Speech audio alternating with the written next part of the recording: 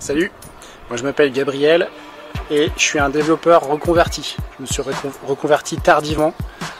J'avais quel âge? À peu près 35 ans.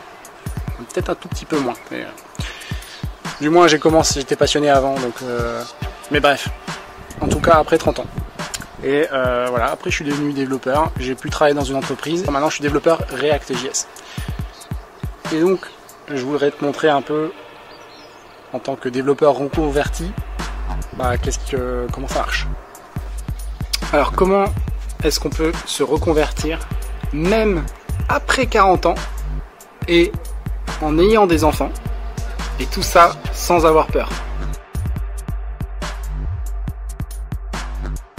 Si tu n'es pas riche, il faut que tu commences par dépenser que pour l'essentiel. Fais un point sur tes dépenses, trie-les par ordre, tu sais, tu mets toutes tes dépenses, tu les tries par ordre décroissant, comme ça tu vois les plus hautes dépenses en haut et les plus petites en bas. Si tu as une voiture par exemple, peut-être tu peux considérer à voir si c'est possible, peut-être tu peux considérer de la revendre, peut-être un gain de au moins 300 € par mois, parce que tu sais, entre tous les trucs que tu dépenses dans la voiture, essence, le prix d'achat déjà, l'essence, les assurances, les éventuelles pièces à changer, contrôle technique, etc.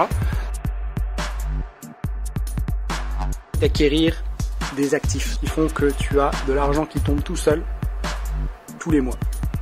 Donc ça c'est facile à dire, mais malheureusement ça prend un peu de temps, donc c'est quelque chose que tu dois faire dès maintenant. Sinon c'est quoi un actif? Ça peut être par exemple, tu as 3 catégories. Tu as le business, l'immobilier et les marchés financiers. Donc l'immobilier typiquement ça peut être, je sais pas, tu loues un garage, donc ça te rapporte plus d'argent que ça te fait sortir de l'argent. Ça peut être, je sais pas, un panneau photovoltaïque. Et encore une fois, il faut se former.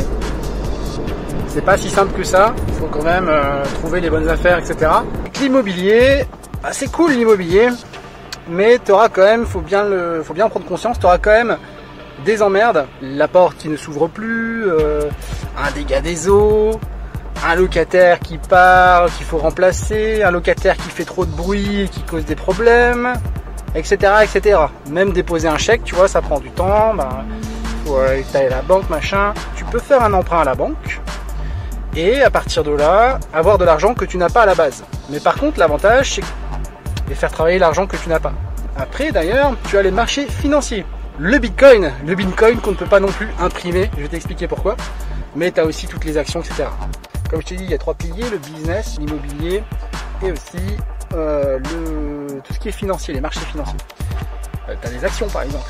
Donc ouais, si tu veux pouvoir manger des fraises et même des framboises, il faut des thunes, c'est sûr. Moi tu vois, je fais les courses sur Auchan Drive et du coup je trie par prix au kilo. Et comme ça, je fais gaffe d'acheter des trucs qui sont pas trop chers au prix au kilo. Alors bien sûr, des fois je fais des petites exceptions comme une framboise ou des trucs comme ça. Mais tu peux, là tu vois par exemple là-dedans, il y a un gros couscous et le prix au kilo il doit pas être très élevé parce qu'il y a que des ingrédients qui sont pas très chers comme des carottes, des courgettes et il y a un peu de viande, ça coûte un peu cher, mais grosso modo le prix au kilo de ce machin là il n'est pas très élevé et j'aurais beaucoup à manger. Ta ressource la plus importante, c'est pas l'argent, c'est le temps. Ok, il te faut du temps pour profiter de la vie. Moi je le vois bien, j'ai des enfants. Et mes enfants, ils grandissent super vite. Et donc, si tu veux du temps, il te faut avoir des sous sans dépenser ton temps. Et pour ça, il n'y a rien de tel que les actifs. L'immobilier, le business, les marchés financiers.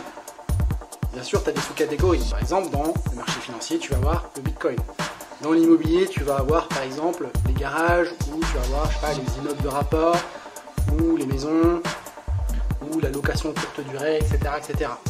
Et bien sûr, dans le business, tu as encore plus de ramifications. Et ça peut être par exemple des business dans lequel tu te sens bien, comme par exemple dans des business où il y aurait du développement web. Éventuellement, tu dois mettre de l'argent de côté. Je vais te montrer un petit truc avec mon fils. Et un bonbon pour lui.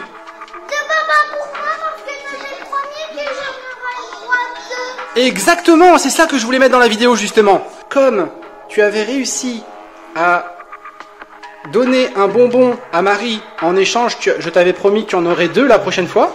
Eh bien, Louis, voilà tes 2 bonbons. Donc ils se sont transformés en 2. Tu vois, t'en as donné un, ils se sont transformés en 2. C'est Il faut que tu puisses différer ton plaisir immédiat vers un plus grand plaisir qui sera au long terme. Tu donnes un bonbon, mais t'en as 2 en retour.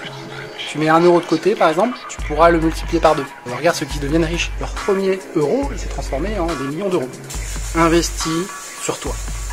Tu peux pas mettre de l'argent de côté? Ok. Investis, mais pas avec de l'argent, mais avec du temps à te former pour toi. Parce que le meilleur investissement qu'on peut faire, c'est investir sur soi. Typiquement, si tu comptes plus tard acheter un bien immobilier, forme-toi dans l'immobilier. Si tu comptes te reconvertir comme devenir développeur web, forme-toi dans le développement web. Pas très cher un bouquin. Maintenant, si vraiment tu as 0, tu vas sur internet, tu as des contenus gratuits. YouTube c'est gratuit par exemple. Moi j'aime pas lire, je te conseille les livres audio. En plus tu peux gagner du temps, c'est-à-dire que tu peux faire ça pendant que tu es sur les bouchons, tu es sur la route, ou pendant que tu fais à manger, ou pendant que tu fais le linge, tu as des tâches un peu bidons. Désolé, il y a le couscous qui fait du bruit. Je vais fermer là. Alors au niveau du business, il y a un truc que tu peux faire pour avoir un actif sans trop injecter d'argent, mais bon, tu vas injecter un peu du temps, c'est créer une application. Moi personnellement, c'est un de mes rêves, tu vois, de réussir à faire ça, qui va être utilisé par plein de gens, qui va résoudre un problème, et en retour, j'espère qu'un jour, j'arriverai à créer une application et pouvoir gagner de l'argent avec cette application. C'est bien d'avoir des rêves, et si tu y arrives, c'est super. Au pire, tu vois, tu vas apprendre à plein de choses. Moi par exemple, tu vois, j'ai appris à faire des applications web, je suis vraiment content. Maintenant, ça peut me servir même pour un boulot, tu vois, pour un CDI ou pour un CDI classique, ou pour freelance, ou peu importe. Où Louis a découvert cette souris verticale, parce que l'autre ne marchait plus, il a tout de suite réussi à la prendre en main. Un enfant s'adapte vraiment, vraiment facilement aux nouvelles technologies. N'est-ce pas mon loulou? Une fois qu'ils ont fait leurs devoirs, qu'ils ont fait, qu'ils ont été sages, tu peux les récompenser en leur permettant de faire une activité sur laquelle ils sont autonomes ou pratiquement autonomes. Par exemple, Minecraft, tu vois là, ils sont en train de jouer, ils s'éclatent, ils apprennent à utiliser l'ordinateur, et toi, ça te permet, tu vois, de bosser un petit peu pendant ce temps-là. Alexandre, si tu regardes la vidéo, hello! Et pour la petite anecdote, je connais un développeur qui est très très fort. Et devine à quoi il jouait, Alexandre. Il jouait à Minecraft. Mais j'espère qu'ils vont faire comme Alexandre, qu'ils vont peut-être commencer à programmer des trucs dans Minecraft. Pourquoi pas? En tout cas, ça leur apprend beaucoup de choses. Minecraft, dans tous les cas, ça t'apprend des choses. Ça t'apprend à être créatif, à construire des trucs, à survivre. Si t'as un mode survie, t'as un mode créatif. T'as pas vraiment de règles du jeu, c'est un peu comme dans la vraie vie, tu vois. C'est-à-dire que c'est toi qui te fixes tes objectifs. C'est un jeu bac à sable.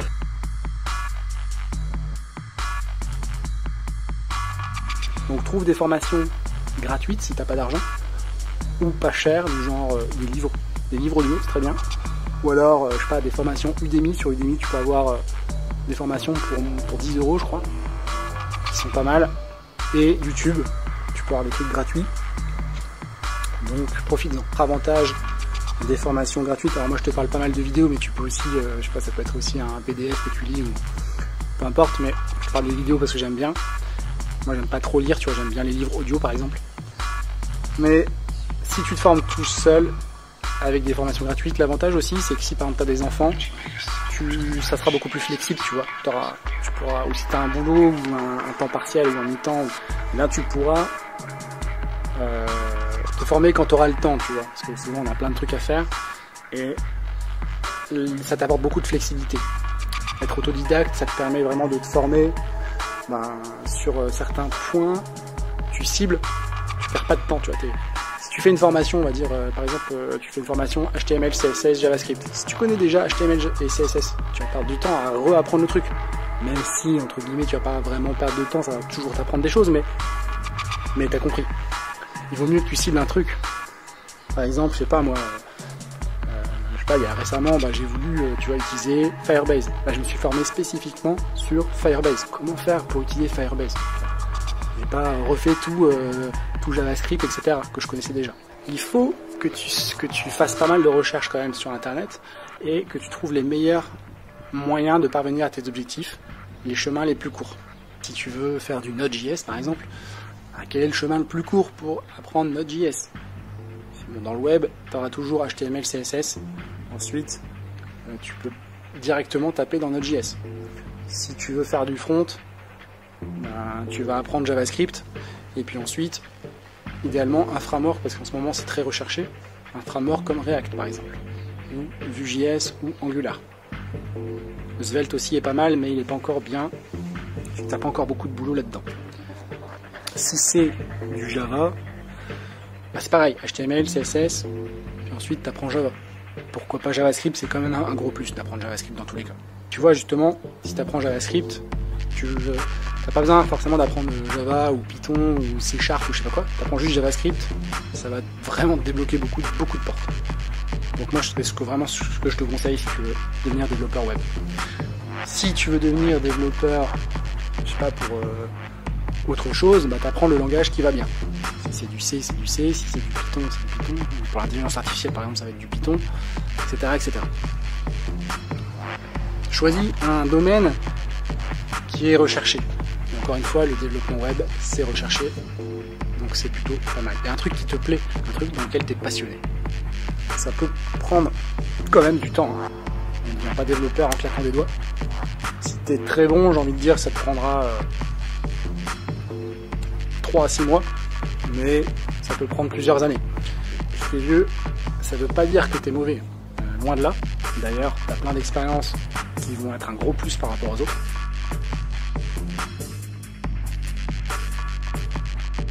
Une fois que tu t'es formé, il faut que tu prouves que ce que tu sais faire. Et là, je te conseille donc de faire un portfolio. Très important, en particulier si tu es quelqu'un de reconverti. Si tu n'as pas de diplôme à montrer, rien de tel qu'un portfolio. C'est même encore mieux, je trouve, qu'un diplôme, mais bon, c'est mon point de vue. Si j'étais recruteur, je regarderais surtout ça, les portfolios. Parce que tu as des gens qui font des bacs plus 5 et ils ne sont pas forcément très très bons, ou passionnés, ils n'aiment pas. Bref. Un portfolio, ça montre ce que tu sais faire. Donc crée au moins un projet qui montre ce que tu sais faire. Voire 2 projets ou 3 projets. Et là, normalement, c'est cool. Donc les projets, tu peux très bien faire des trucs gratuits pour toi, ou pour, je sais pas, une association, ou un truc que tu aimes bien. Je sais pas, admettons par exemple, tu veux montrer que tu sais faire des sites internet, tu peux aller voir, je sais pas, le boulanger du coin et lui dire, tiens, je te propose de faire ton site gratuitement, est-ce que ça te dit? Tu peux très bien le faire et lui dire, tiens, je t'ai fait ton site gratuit, est-ce que tu veux que je le mette en ligne ou pas? Tu as rendu service, en même temps tu t'es formé, c'est cool.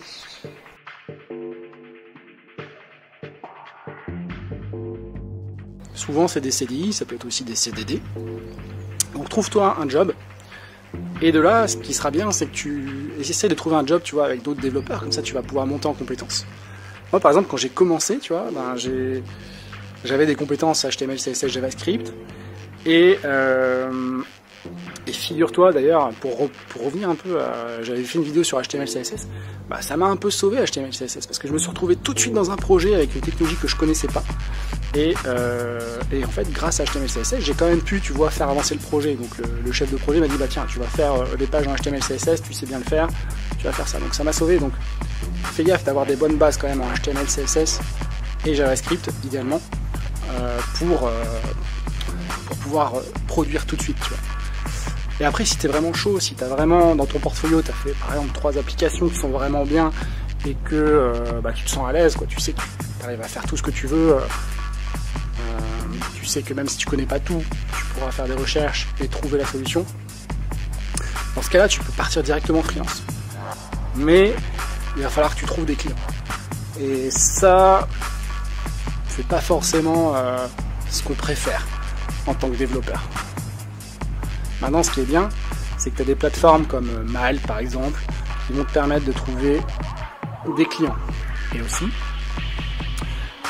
tu peux contacter des gens sur LinkedIn, des entreprises, des ESN qui vont trouver des clients pour toi et prendre une commission.